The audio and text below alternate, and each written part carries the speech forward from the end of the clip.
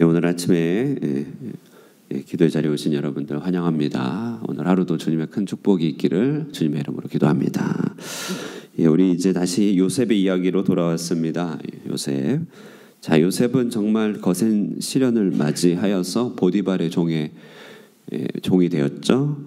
그러나 하나님께서 은혜를 더하여서 요셉은 스스로를 망가뜨리지 않고 충실하게 그의 시간을 보내면서 결국 인정받고 가정 총무가 된 것, 어제까지 이야기입니다.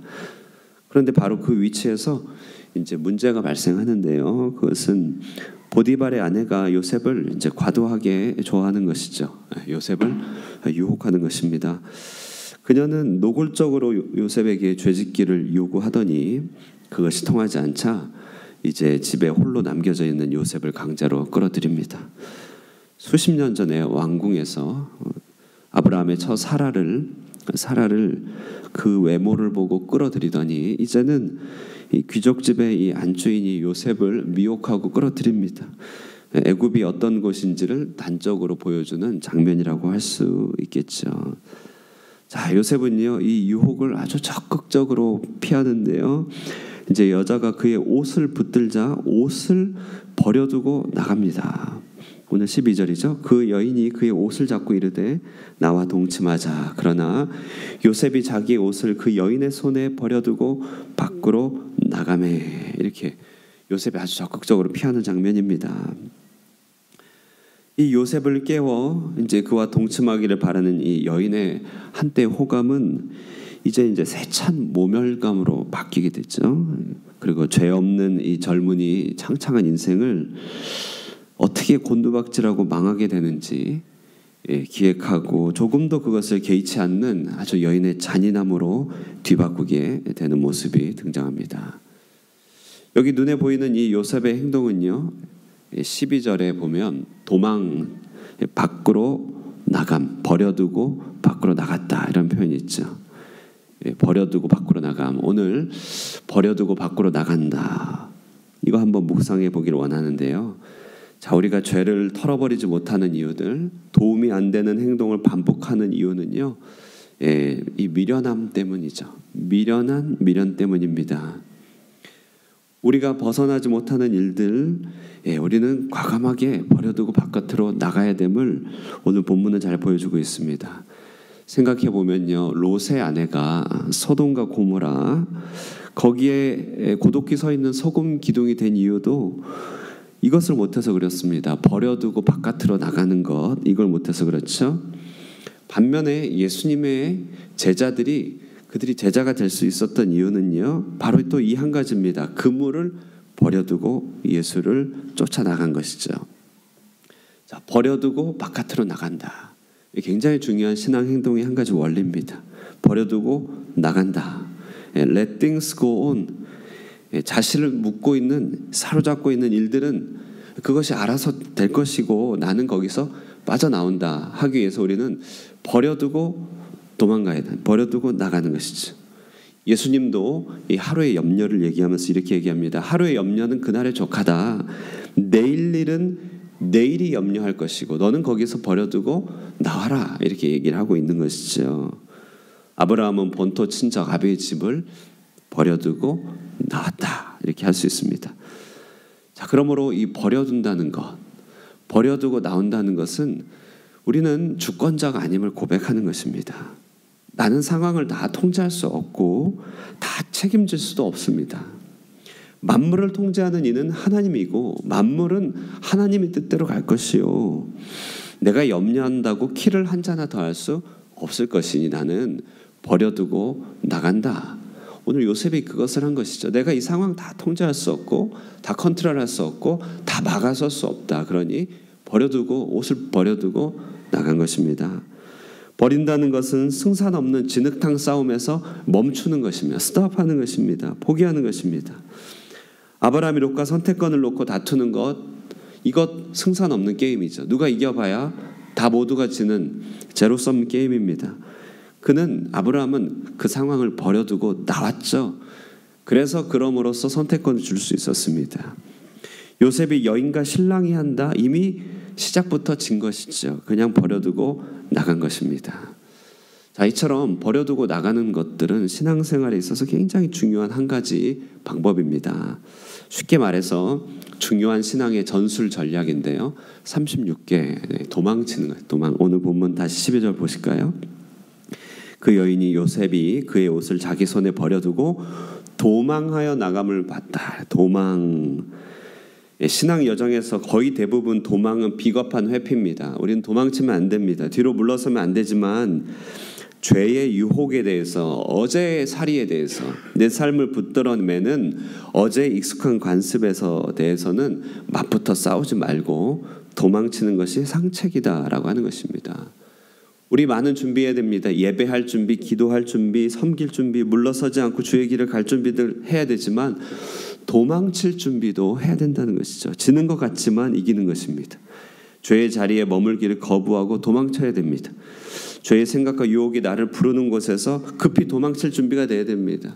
내 삶의 짜증과 분노와 원망과 죄된 생각이 나를 엄습할 때 거기에 사로잡혀서 붙잡혀서 우리 생각이 함께 맞붙어 싸울 것이 아니라 버려두고 나가야지. 버려두고 도망치고 버려두고 기도의 자리로 가야 됩니다.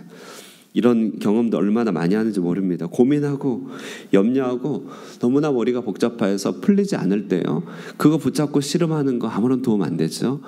버려두고 바깥으로 나오는 것이죠. 기도의 자리로 나오는 것입니다. 그러면 기도 가운데 평안이 임하고 문제는 문제대로 해결돼 있든지 아니면 다른 차원으로 바라볼 수 있게 되는 것이죠.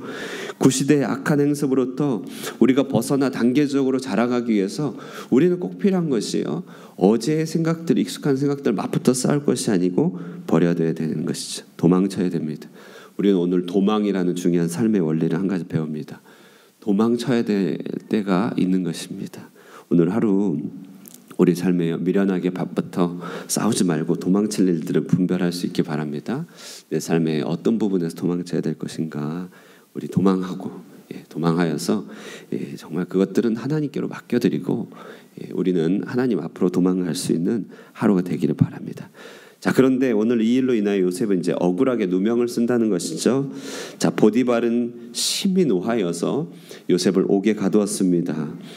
요셉이 옥에 갇힌 것 자체, 그런데 여기서부터 은혜가 시작됩니다. 왜냐면요, 구약 율법에 의하면 부녀를 범하려고 하는 시도 자체가 사형감입니다. 사형감이죠. 오늘날에도 물리적인 사형은 아니지만 완전히 끝나죠. 자, 그런데요, 종의 종이 주인의 아내를 범하려고 하였다. 그 당시는요, 살아남지 못합니다. 짐승만도 못한 취급을 받게 되는데요.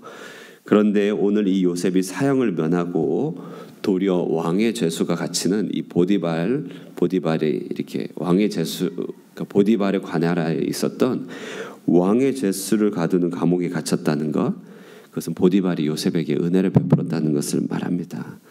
자, 우리는 이제 여기서 이제 요셉의 옷이 한 번 더 바뀌는 것을 보게 됩니다. 자, 우리 요셉의 옷을 중심으로 묵상할 수 있는데요. 요셉은 채색 옷을 입었던 그런 축복의 시절이 있었죠. 그러나 하나님께서 그 요셉에게 채색 옷을 우물가에서 벗기시고 그에게 이제 종의 옷을 입히셨습니다. 요셉은 이 억지로 입게 된 종의 옷을 얼마나 벗고 싶었겠습니까? 그는 그 옷을 속히 벗고 아버지가 지어준 채색 옷을 속히 갈아입고 싶었을 것입니다. 그런데 도리어 종의 옷이 벗겨져 죄수의 옷을 입게 된다는 것, 얼마나 더 나락으로 떨어진 것입니까? 아브라함은 믿음과 순종의 길을 걸으며 10년을 참았습니다. 이쯤 되면 하나님께서 증거를 보여주실 때가 됐는데, 기적을 보여주실 때가 됐는데, 하나님께서 이제 일하실 때가 됐는데 10년이 지나도 아무런 일이 일어나지 않자 이제 아브라함은 하갈을 통하여서 이제 새로운 방법을 추구하려고 하는 그런 단계가 된 것이죠. 이처럼 기다리고 참고 인내하였는데 상황을 변화시켜 주실 만도 한데 요셉은 그 종의 옷이 벗겨지고 도리어 죄수의 옷을 입게 되었다는 것입니다. 우리 신자의 영적인 여로를 생각해 볼 때 참 통과하기 어려운 고통의 때 아니겠습니까? 이쯤 하면 기도 들어주실 만하고 이쯤 하면 변화될 법도 하지만 왜 달라지지 않을까? 달라지지 않고 도리어 더 나락에 떨어지는 것 같은 이런 고통을 주시는 이유는 무엇일까? 오늘 요셉은 그 고민 가운데 빠진 것이죠. 신자가 갈아입을 옷들 채색 옷 하나님께 벗기시고 종의 옷도 모자라 죄수의 옷까지 입혀주신다는 것입니다. 셰퍼드 라이프 성경 공부를 하다 보면요, 예수님의 생애를 세례 요한과 견주어서 설명하는 그런 장면이 있어요. 자, 이 세례 요한은요, 예수님보다 6개월 먼저 난 친족인데 서로 영향을 주고 받았던 그런 인물들이죠. 자, 그런데 세례 요한이 전성기가 되어서 이제 하나님 나라 복음을 전파하고 사람들에게 회개를 촉구하였었습니다. 그런데 이제 세례 요한이 이때 이 헤롯의 잘못을 지적했다. 헤롯이 불륜을 저질렀는데 잘못을 지적했죠. 그것 때문에 왕의 미움을 받아서 감옥에 갇히게 되는 일이 펼쳐져요. 죄수의 옷을 입게 됩니다. 아니, 예수의 앞길을 예비한 세례 요한, 정말 하나님께서 인정해 주신 그 세례 요한이요, 사역의 영광을 받을 그때 영광은커녕 보상은커녕 죄수의 옷을 입게 된다는 것, 견디기 힘든 순간이죠. 이 어간에 이제 세례 요한이 했던 고백이 이것이에요. 나는 쇠하여야겠고 그는 흥하여야겠다. 왜냐하면 세례 요한이 감옥에 갇히자 그때부터 이제 예수님을 통하여 갈릴리 사역은 꽃피기 시작합니다. 예수님의 전성기가 그때부터 펼쳐지는 것이에요. 그러니 세례 요한이 죄수의 옷을 입자 하나님 나라는 하나님 나라대로 흥하게 된 것이죠.